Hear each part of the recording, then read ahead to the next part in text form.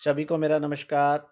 आज हम अध्ययन करेंगे अर्थशास्त्र प्लस 2 पाठ 2 के भाग 2 को।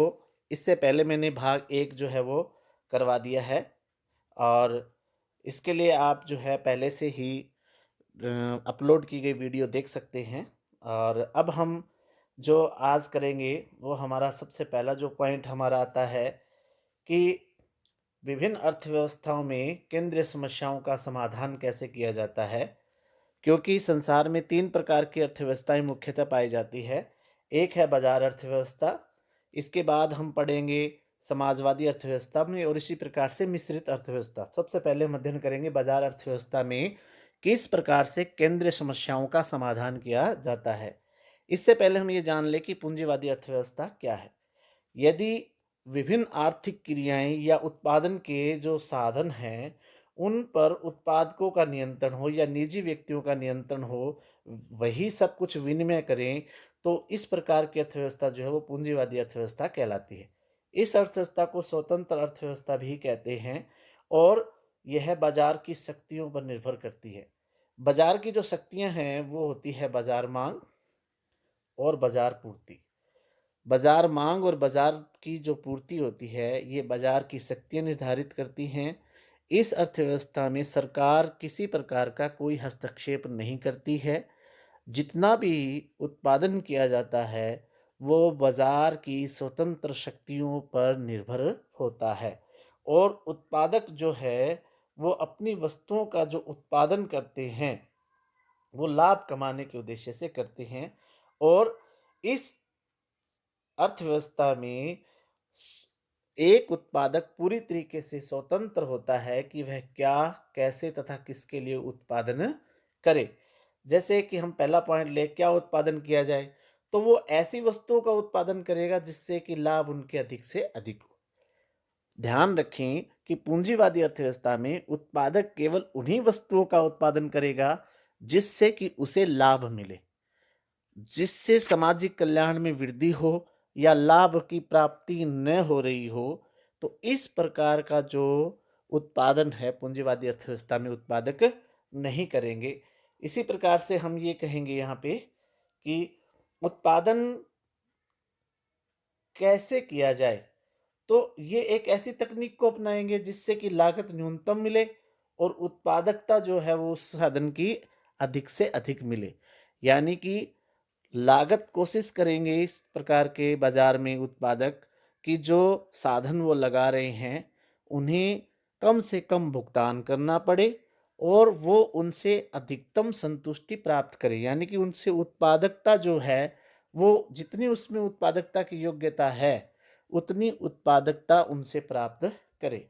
इसके बाद ये किसके लिए उत्पादन करे।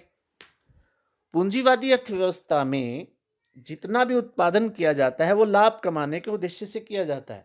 इसलिए जितना भी उत्पादन होता है वो अधिकतर अमीरों के लिए किया जाता है, क्योंकि वो केवल ऐसी वस्तुओं का ही उत्पादन करते हैं जिन्हें लोग खरीद सकते हैं और खरीदने की जो क्रय शक्ति है वो सबसे ज़्यादा अमीर लोगों की होती है। तो इसलिए इनका जो बाजार होता है वो बहुत बड़ा हो जाता है। अतः पूंजीवादी अर्थव्यवस्था में ऐसी वस्तुओं का उत्पादन किया जाएगा जिनसे अमीर लोग खरीदारी कर सकते हैं। इसी तरीके से हमारे अगली जो अर्थव्यवस्था आती है वो है योजनाबद्ध या समाजवादी अर्थव्यवस्था। ये एक ऐसी अर्थव्यवस्था है जिसमें आर्थिक क्रियाओं का जो निर्धारण है वो कोई भी किसी भी देश का केंद्रीय अधिकारी या सरकार के द्वारा किया जाता है। यानी कि जिस अर्थव्यवस्था में उत्पादन के अधिकतर साधनों पर सरकार का नियंत्रण होता है वो समाजवादी अर्थव्यवस्था कहलाती है। इस अर्थव्यवस्था की सबसे बड़ी विशेषता यह है कि यह उत्पादन जो करती है वो केवल मात्र लाभ के उद्देश्य से हिसाब से नहीं करती, जबकि सामाजिक कल्याण को बढ़ाने के लिए करती है। और सरकार द्वारा ही यह निर्णय लिया जाता है, न कि उत्पादकों के द्वारा। सरकार ये निर्णय लेती है कि क्या उत्पादन करें, कैसे उत्पादन करें और किसके लिए उत्पादन करें। तो सबसे पहले हम करेंगे क्या उत्पादन करें। तो इसमें ऐसी वस्तुओं का उत्पादन किया जाता है जो सामाजिक कल्याण के लिए होती है। न कि लाभ कमाने के उद्देश्य से। दूसरा जो है वो कैसे उत्पादन करती है, इसमें ऐसी तकनीक को अपनाया जाता है जो सामंजस्य स्थापित करे, यानी कि हम ये कह सकते हैं जिसमें पूंजी प्रधान तकनीक भी हो और श्रम प्रधान तकनीक भी हो। अथवा हम इसको एग्जाम्पल ले, एक प्रकार से मान लीजिए कि अर्थव्यवस्था में बेरोजगारी बहुत अधिक है। मान लीजिए बेरोजगारी की स्थिति में श्रम प्रधान तकनीक को प्रयोग करेंगे, क्योंकि ऐसी स्थिति में जो बेरोजगार लोग हैं उनको अधिक से अधिक काम मिलेगा और बेरोजगारी की समस्या को दूर किया जा सकेगा। तो समाजवादी अर्थव्यवस्था में अधिकतर जो है वो श्रम प्रधान तकनीक को अपनाया जाता है। इसके बाद जो हमारा अगला पॉइंट आता है वो है उत्पादन किसके लिए करें। उत्पादन करने के लिए, इसमें जो उत्पादन किया जाता है वो अधिकतर ऐसे लोगों के लिए किया जाता है जो गरीब है या निर्धन है। इसका अर्थ ये नहीं है कि अमीरों के लिए उत्पादन नहीं किया जाता। इसमें ऐसी भी वस्तु और सेवाओं का उत्पादन किया जाता है जो किसी भी देश के समस्त लोगों की आवश्यकताओं को पूरा करती हो, परंतु इन वस्तुओं के उत्पादन के पीछे लाभ कमाने का उद्देश्य न होकर के सामाजिक कल्याण का उद्देश्य होता है। इसके बाद हमारा जो है अगला पॉइंट आता है हमारा, वो है मिश्रित अर्थव्यवस्था।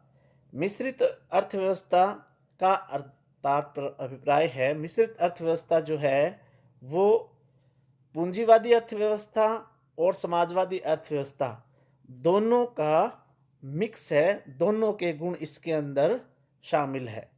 इसमें दोनों गुण शामिल है, समाजवादी के भी और पूंजीवादी के भी। और इसमें जो आर्थिक क्रियाएं होती हैं वो बाजार की स्वतंत्र अंतःक्रिया पर छोड़ दिया जाता है, परंतु सरकार का जहां आवश्यक हो वहां उसका नियंत्रण भी होता है। यानी कि कुछ एक ऐसे क्षेत्र होते हैं जहां पर सरकार जो है पूरी तरीके से स्वतंत्र बाजार पर निर्भर करती है।